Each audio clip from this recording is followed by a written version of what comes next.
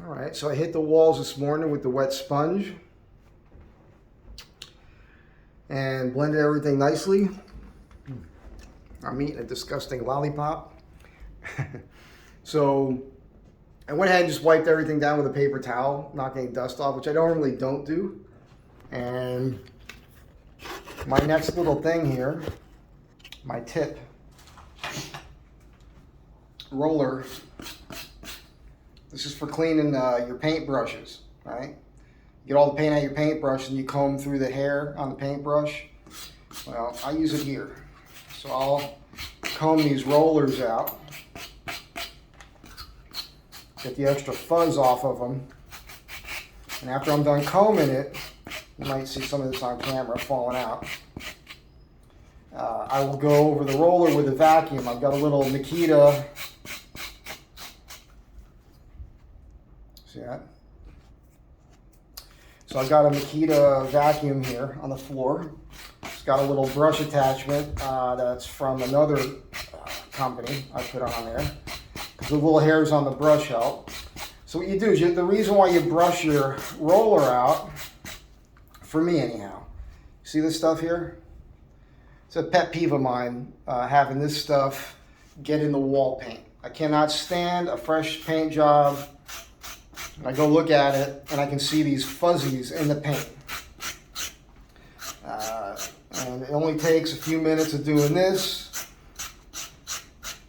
and then vacuuming it real quick. See that? And then you're a lot less likely to get those little pieces of schmutz in your paint job. By the way, did I mention I don't like painting? Don't like it. I'm pretty good at it. I cannot stand doing it. Matter of fact, with this job, I didn't include the trim, which I'm probably going to have to do, but it's going to end up being like a separate thing after the fact. But yeah, just wanted to show you guys that. I'll hit this with the vacuum here in a minute, which is right here. One of the best things I bought. I've connected that thing to my Makita saw and my Makita sander, both cordless, and it helps a lot with the dust. It's not the one made for it, but it works fine. So yeah, I'm gonna go ahead and one of the other things I do is I cut in and then I roll, but I don't cut in the whole room. I cut in as I go. And I do that because when you cut in and then you go back to roll, you can blend, but sometimes if you don't take the time to get it exactly right, you can still see the brush marks from the cut in. So I'd rather cut in and roll to where I can reach, move the ladder, cut in, you know, this area here, roll it. And I like to say no runs, no drips, no errors. So I'm very diligent about how I'm applying the paint to the wall with this 3/4 inch thick roller. There was a lot of drips in the existing paint that was here. I can show it to you.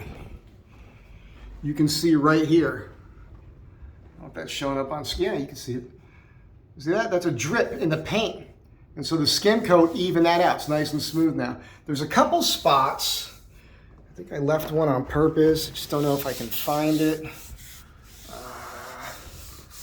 I left one here on purpose. When the light hits it, you can see it.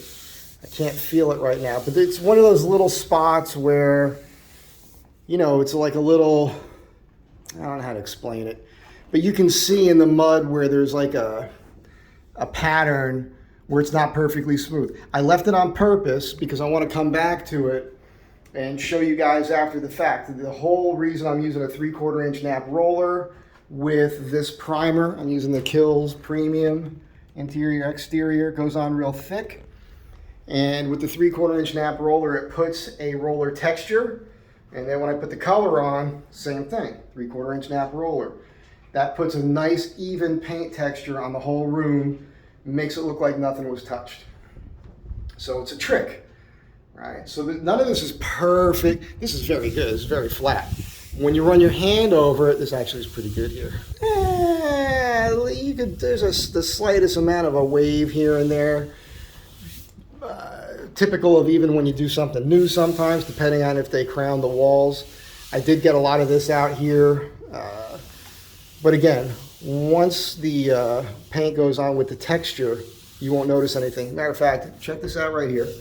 There's your original paint texture. I didn't even hit. An area that I missed with the skim, right?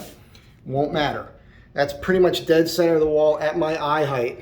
So when the paint's on, I'll try to remember to show you that spot and prove to you that you won't notice it. Again, keeping your knives flat to the wall allows you to not need to sand the room when you're done mudding after the third or fourth coat. It's all about not putting too much mud on. I learned that lesson when I was 20 years old, 21 years old. Moved into an apartment and other people were helping us move in, and there was cracks and whatnot. People were mudding and we had to sand the hell out of it before I knew anything. But that's when I learned, oh, I shouldn't do it like that. And then I worked with this guy, Roy Karch, and he taught me how to mud properly. And he told me, he says, you're going to get really good at this. You know why? I said, why? He says, because I hate doing it. And he was right. I got good at doing it. Because he hated doing it. So I got good at it. There's a zen to it. I get myself into a zen. Typically, I'm doing a small patch on a wall. Hole in the wall, plumbing, something like that. I just have to patch a wall. To do an entire room, as you can see here, this is it's time consuming and it's physically laborious. So, you know, at the end of the day, you are beat up. I mean, you've got a solid, you know, I don't take breaks and I work pretty fast. So I was able to skim it each time in about 4 hours of nonstop moving. A little less, a little more, just depended. But, you know, by the end of that, you're wiped out, man. You are wiped out physically. And it's not like it's a big deal with the ladder. You are going up and down constantly, right? Just to do the top section. And then from here down, you're on your feet, and then you're kneeling down. So it's a full body kind of thing. It's just something to be aware of. Anyhow, I just wanted to explain that and the roller trick. Remember the roller trick. If you want to do a pro paint job with not having little fuzzies in your paint, because that's the mark of an amateur. Mark of an amateur.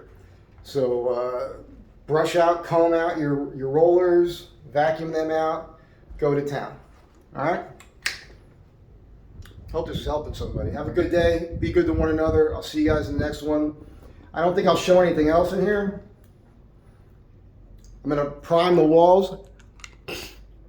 Now I got to get the molding, put the crown on. That's part of my gig here. I still have to fill the little holes on the ceiling there. Once the crown is on, I'm going to paint that with a brush, the primer, and then I'm going to tape out from the bottom of the molding with plastic on all the walls and windows and doors. And then I got a sprayer, so I'm going to go ahead and spray the ceiling and the crown molding at the same time. I think we're doing the same color for both of those. Then the plastic comes down, and then I paint the walls. I can come back later and I could deal with the trim after the fact. It's not the end of the world. It's just not something I want to do. Especially when you think like mutton bars and whatnot in windows, they take time. And this window's not in the best shape. You know, for me, I'm not the kind of guy that scrapes and paints. I'm the kind of guy that wants to restore something. And I'm going to have to talk with my client about that because it's a bigger project than what it looks like. You know, it's not the end of the world. And I know that some glazing on this door here on the glass on the other side needs to be replaced. You can see it through the glass here at the bottom. So yeah, always something. But I really have to get back to my shop to work on her butler's pantry. All that wood is milled. I still have to make those panels and doors and get that going. So, and of course it's the hottest time of the year now, and I have an open air shop. I tried to sign off a few minutes ago. Have a good day. Be good to one another. I'll catch you guys in the next one.